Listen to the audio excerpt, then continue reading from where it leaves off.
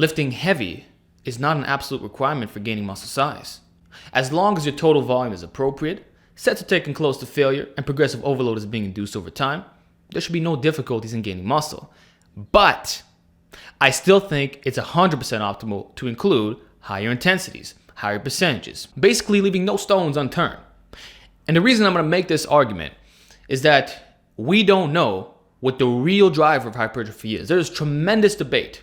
You can argue two things: that progressive overload is the driver of hypertrophy, or that hypertrophy is the driver of progressive overload.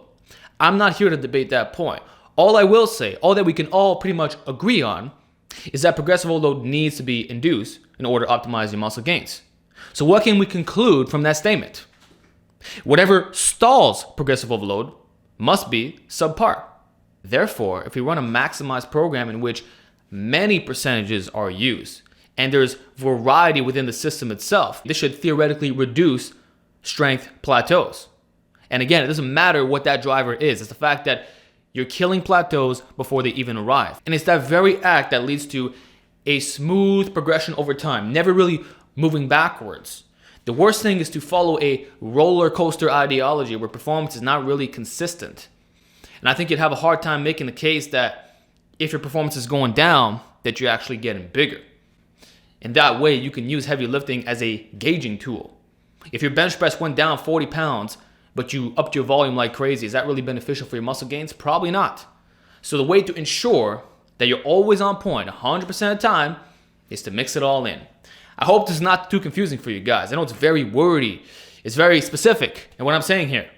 But the argument is simple. Whatever maximizes progressive overload, whatever that driver is going to be optimal for muscle gains. At the same time, we don't know everything. There are unique pathways that you're going to get from doing 1 rep maxes, triples, fives, etc. It's not exactly the same as, say, a 3x10 or even a 3x20. So you can eliminate all the confusion. You can eliminate all these debates that don't really matter in the real world and stick to what actually works. We know what works.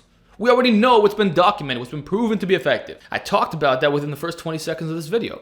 And I say that as long as you know what you're doing with strength training, you might as well include it. This is what all the old school greats did. Natties are gonna be strong. And one of the greatest things you can do for overcoming stalls is lifting heavy. It's hard to debate that point because it is the truth. You do 1 rep maxes, your absolute strength is being maximized. And you rotate those lifts on a frequent basis like what I recommend, now you're getting strong at all the variations, all the various joint angles. So I say, you might as well do it. Start your workout with some heavy training, then back it down. Nothing wrong with that. Or dedicate 1 day a week to lifting a little bit heavier. And again, it doesn't have to be balls to the wall 100%. It could be 90%. It could be 85% if you consider that heavy enough. Try 10% more than what you're used to. Okay, you're always 75, try 85.